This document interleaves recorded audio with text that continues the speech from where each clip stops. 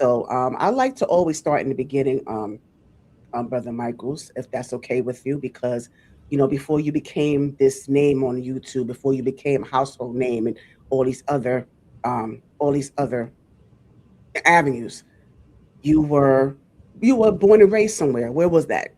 Yeah, so I am originally from Washington State, from this small town called Spanaway, which is Mm, about 45, 50 minutes from Seattle. But we were military, so we lived in a few places. But got it. Mhm. um, yeah, Spanaway is what I consider my hometown. Okay, so now what was that like for you? Like, what was like as far as being brought up in actual state of Washington? Because no one talks about the state, Washington State. There's always DC. No one talks about the state of Washington. And you know what's so funny? I just remember being a kid, and anytime somebody would say like, "Where are you from?" and I would say Washington, they always are like, "Oh, DC," and I'm like, "No, it's the other one."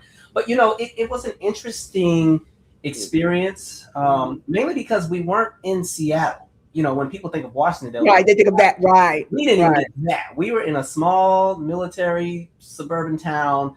Maybe right now, I think the population is maybe about 30,000 people. But when I was coming up, it might have been a third of that.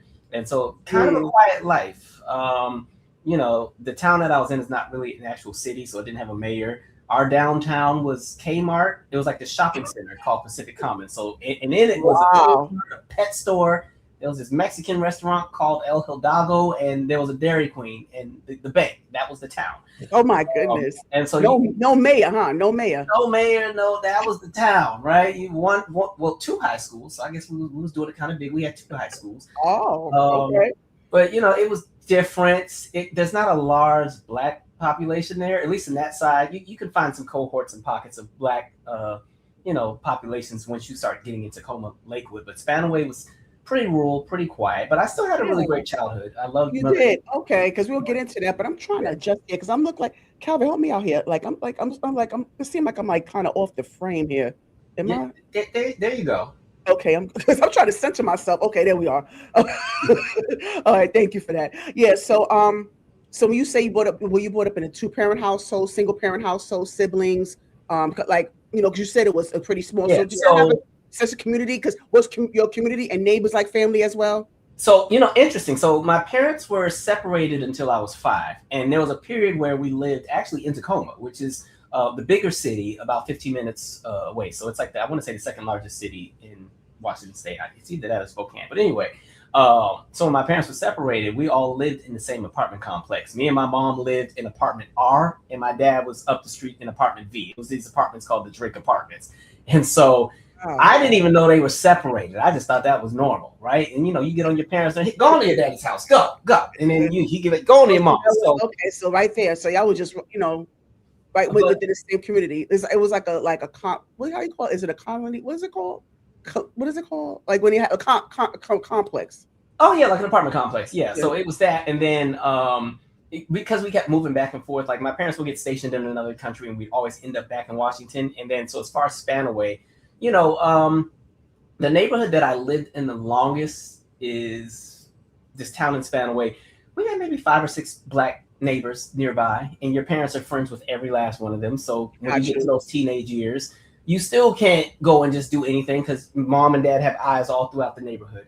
Our actual family, none of our family lived in Washington State. Everybody was either in California or in the South and some parts of the Midwest. So I was one of those kids that I went to the South every summer at Oh, my okay. And we're in the South. Savannah, Georgia. Um, Savannah, Georgia. Okay, okay. every summer, every Christmas, grandma's house, and Got sometimes it. I could go with my dad's side of the family because they were in the Bay Area in California.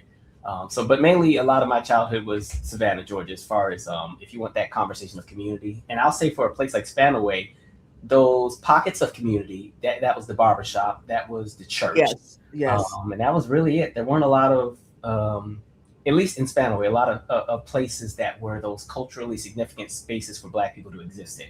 So yeah, you really had the barbershop and church, and that was it. Duly noted. So you said so both parents were in the military? Yeah, so actually both were, and my father had gotten out.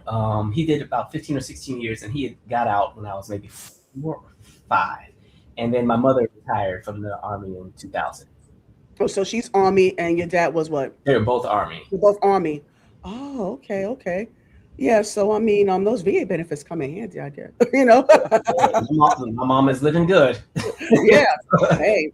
Yeah. So now, okay, so that's good because you said you come from a world space where, there was just like, one of each thing, barbershop, one store, one, but then you say you back and forth in Savannah. So Savannah, did you have more access to more of, civilization, so to speak? Savannah was and still is one of my favorite places ever. I hear so much Just about I it. love that city so much as a kid.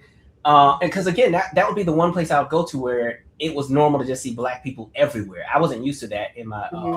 hometown. So, I would be so excited to go every summer. Then, I'd be pissed off when I had to come back home. Yeah, And I yeah. will say there were spaces once you got into Tacoma or Lakewood. But the thing about Spanaway is that if you didn't have a car, Mm. you're only in You won't Spanaway. get nowhere. I was So like, as you're a not, yeah. kid, or even a young teenager without a car at that point in time, I'm limited to home unless a friend can take you somewhere. So that was the thing. But I mean, if you went to Seattle, it was a full 180 experience. I just never had it because I didn't grow up there. So, Yeah, but let me get Calvin, let me get back into because like I was saying, you had the best of both worlds because mhm.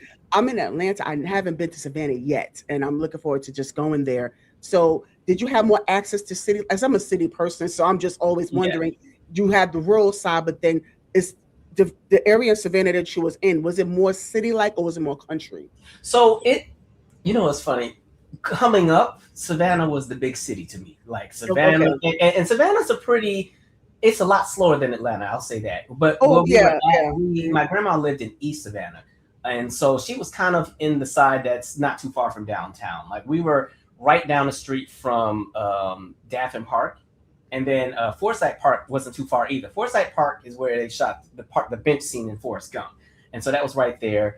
We weren't too far from the news station, which was really cool. I used to be excited to walk to Crystals, and then sometimes you could see them actually taping the evening news. Oh, that's So cool. Savannah it was a city experience, but it was kind of like a rural city experience, if that makes any Yeah, sense. yes, it It does. It wasn't does. like a New York City or a Chicago, Houston Hmm. type Hmm. thing. But coming from Spanaway, it was everything. Now I will say Seattle was a much bigger metropolitan area. To me, Seattle was the big city, but we didn't even go there that often. That was kind of like a once or twice a year type of thing.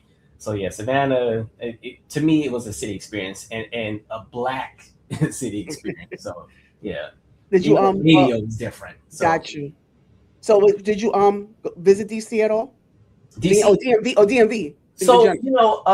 no, and it's crazy because I have family here. I didn't know that they existed until I started undergrad, but I had only been to DC one time, and what it Mm, was, my parents got stationed in Italy, and so when we were moving from Washington, one thing my father wanted to do was just do a big road trip around the whole country. So my mother, wonderful. my mother had flew to Oklahoma. My younger brother, because he's actually adopted, he's actually our cousin. He had already been sent to Savannah to be with Hmm. his real mother. Okay. My father and I did this road trip where we started in Seattle, worked our way down to California, visited relatives and stuff, then went across. We stopped in Texas. He took me to the Grand Canyon. We picked my mom up in Oklahoma because she was with her best friend. Went Hmm. on into Louisiana, Mississippi, had family that we visited there. Spent Christmas in Savannah, then went up the Carolinas, visited four Oh wow, people. that sounds so And then my nice. dad was Okay. like, "Hey, you want to see DC?" I was like, "Yeah." And so we drove through it because 95 go through. So I remember us driving through it, and I was looking at the U.S. Capitol. I didn't realize there was a difference between the U.S. Capitol and the White House. I thought all that was the same Oh, thing. it's the same. And, Right, and then right. we ended up in Philly, and then once we got to Philly, that's when we flew to Italy. So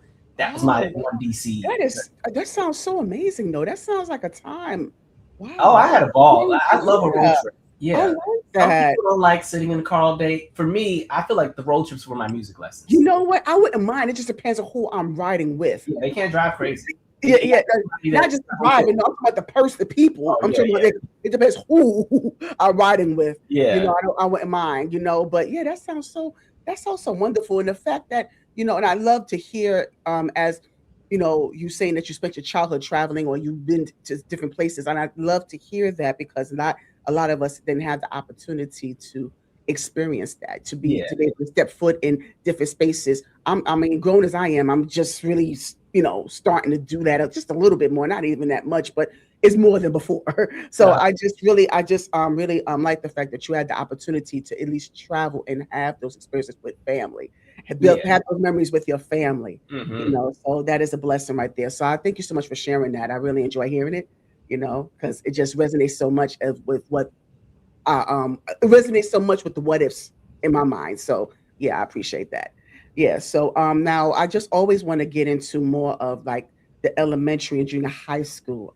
Because we don't talk about We that. don't. Yeah. Yes, because I always love to hear that. I tell like some of my guests about how pivotal it is. When it comes to elementary and junior high, because you're starting to get to know your anatomy, you're experiencing different things. You're going through puberty. Your girls' menstrual cycles. And you have a little added testosterone that you didn't know that existed. So it's just Yeah. all those things. Your expectations are greater when it comes to academics, and you're getting to know different types of children, some that are nice, some are not so nice. So it's Mhm. just so many different things that we experience as individuals. So I want to know your individual experience in elementary and junior high.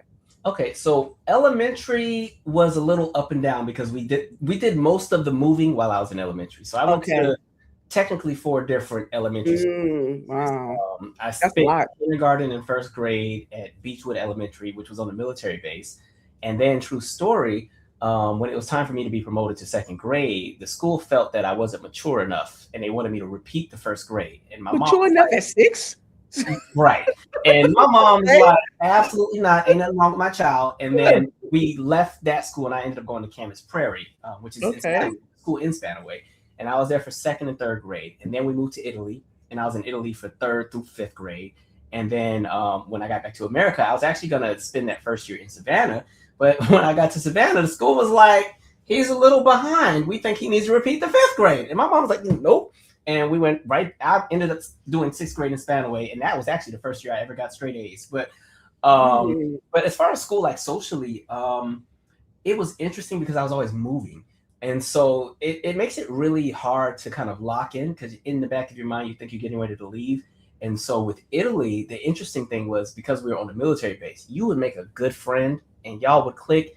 And then 2 months And later, then right, you moving. Yeah. so I think it actually affected how I built connection with people as I got older. I was so used to Yes. people always coming and Yes. going, I was coming going to and ask going. you that. Yeah. Yeah. I was going to ask you like how did that affect you? Especially socially, because it's like you don't want to attach yourself too much with it because then you know, yeah, you're going to move on. So when I got back to Washington State for sixth grade and then jumped into middle school, I was the awkward kid out. I didn't get close to folks that first year or two because I figured we'd be moving again or something, or and at that point, what was weird was when I came back for sixth grade, I went back to Camas Prairie, so it was the same school I was at for second and a part of third grade. But even though I remembered all the kids, none of them remembered me, and they had all established their lifelong friendships and stuff. So I didn't quite fit in. And middle school was the same way. Seventh, because my middle school was seventh through ninth grade, and then high school was 10th through 12th. And so with middle school, I was the awkward, odd one out for the first year. I was really quiet, kind of kept to myself. I ended up befriending this one kid. We both loved music, and that we ended up being best friends because of Mhm. music. And we were obsessed with the same artists. And then we both had music dreams of like being producers and stuff like that. So that was like the one good friend I had. And then when I got to like eighth and ninth grade, I kind of fell into my pocket. I started realizing I was a really good dancer. Mm. And I was also funny, I guess. I was always Mhm. making everybody laugh. So Okay. by eighth and ninth Oh, grade, I that's when the funny started. I got Okay. my footing by then. Yeah, By yeah. then, I was doing the plays because I also played every sport. Oh, you did. Baseball, Mhm. soccer, basketball. Now I wasn't good at basketball. I shouldn't have been playing it. Football, I was decent. The problem was I wasn't growing. I was always a smaller frame And you kid. didn't have any go. You ain't. You have a growth spurt. You didn't have that. I was late. So I eighth, Oh, okay. eighth grade was the first year I did football. I was maybe 5'2", 85 pounds. And mind you, they had me on defense. So I'm supposed to be stopping the bigger kids. And then, ninth grade is technically high school, but it's still at middle school. And I still didn't go. Right. By Right. then, I had more interest in like theater and stuff. So I remember like, Dad, I don't want to do this no more. I'm good. So I Mhm. let football go. But I didn't get that growth spurt until the end of my 10th grade year. I went from like 5'3" to maybe 5'6", and then when I graduated, I was 5'8". But yeah, I Okay. was always a shorter, smaller frame person for most of the teenage Most of years. the time. Yeah. Mhm. Okay. So you participated in many sports. So we getting through the the elementary and junior high school phase, and now we transition into high school. What high school did you go to? So I went to, it was called Spanaway Lake High School. The only thing that I could say that anybody may ever know about that school is that the guitarist from the band Alice in Chains, if you've ever heard of them, went there. That's it.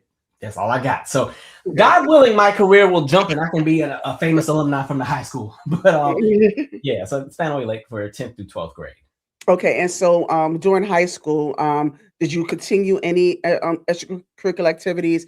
Did you find your footing as far as what became of you creatively now? Based on your career now, did that start in high school? So can you give me some of how that transition started with you? Did it start in high school, by the way? Did it start? High school is when I really got my footing. You couldn't tell me. I figured that. Okay. Yeah, ninth grade was when I had really like landed in my pocket. But by the time it was 10th grade, because the other thing that best friend that I had that I said that we did music and stuff, Right. they ended up going to, there's a performing arts school called Tacoma School of the Arts. So they went there, which meant I was kind of like on my own again. But I had friends and stuff at this point. And so I kind of blossomed in my own realms where I was being known as the kid that danced. And so you do all the talent shows and eventually you're on a dance team and stuff like that. So I had that going. I was really good at track. And so I was in, all the jumps. I was knocking out the jumps, hurdles, triple jump, high jump, long jump. That was my thing. So track I was really good at. And then I got into student government. I ran for office. I lost the first year. Makes sense. And then I ran again going into my senior year and I won as student body president. And I want to say the reason I won, I got along with everybody at the school. Like high school was a lot more diverse. It was about 1,800 students, maybe 200 of them were Black, but there was another huge Pacific Islander population. There was a huge Latino population. There was all these different groups because again, we were a military town. I had always meshed with everybody. And because I was a theater kid too, I meshed with all of them. So when I ran, I kind of had some good leverage with every group at the school. And I remember I rapped, which is, I wouldn't do this today, but I rapped my speech. And at the time, that's clever. Yeah. And so it was to the whisper instrumental. And so that was my speech and that took me over the edge. And so, yeah, I was student body president. I was very involved in high school because again, there's nothing to do in Spanaway, so you need to be involved with something. So right. Never home as a teenager. I was always after school at something, and so high school ended up being a really, really good time. Right, because you engage in much more, and so let me get a little bit more into just real quickly, Calvin, into the student government because like I said before, you do a lot of political commentary, and I'm not a political person. I'll be honest with you, but I just want to kind of dive a little bit more into that. Because, well, first off, let me start here. As student body president, what are some of the activities have you done? What have you executed, President? Yeah, so I was the person in charge of putting together every assembly and pep rally, which was really cool because I also got to MC it. So it was great practice being in front of crowds, all the school dances. It's you and then the other people that are on your, student government council. You put together all of the homecoming events. We do a lock-in every year where we actually invite the leadership from other high schools and you spend the night in the school, but you have all these different activities you do all night. Right. Got you. Stuff. You represent the school for different initiatives that may be taking place at the state level. If the governor is having some kind of dinner or gala, you're at that. The state fair, you have representation for your school there. You also get to allocate and dictate what clubs and what after school activities get what funding at the end of the year for the next year. You're not the person saying yes or no, but you're on that committee. And so you get to do, a lot of things where it's when they say because when it's like student activities, that's all your thing. That was a lot of fun. I'm trying to think what else we did. It's so much fun. The year that I was president, it was a levy and bond year. To sum that up, when you're funding your schools and everything, it comes out of property taxes, right? And so normally in Spanaway, residents would vote on a levy. The levy is what determines how much the teachers are going to get paid, how much still just goes into daily operations. And then the bond is the extra, the icing on the cake. Is a school going to get a renovation? Are they going to get a new track? Is some school going to get a pool? And so it was that year, the levy and the bond had failed. And Mm. when they fail, they get a second opportunity to be voted on before the end of the year. And so I remember we led this whole campaign. We was going door to door, knocking on doors, trying to get people. And you know, mind you, this is again rural town. Folks got dogs and all kind of stuff. I ran from a few people's yards, but we fortunately Wow. the levy and bond was able to pass. It wasn't that it failed because people voted no. It was just people didn't vote at all. It was getting people to just turn out. So fortunately, it passed. And the good thing was that high school ended up getting a renovation a few years later. Wow. So you did all this in high school. So you really made a mark. You really made a name, you know, in high school. Like that is amazing, you know, Yeah, and high that's not school. something to, yeah, that's not something to gloss over, Calvin. So yeah, congratulations on that. You know, that you was able to accomplish that in your town in high school. You know, Thank you. that's the more that I can say for our current administration. No, okay. Um, but anyway.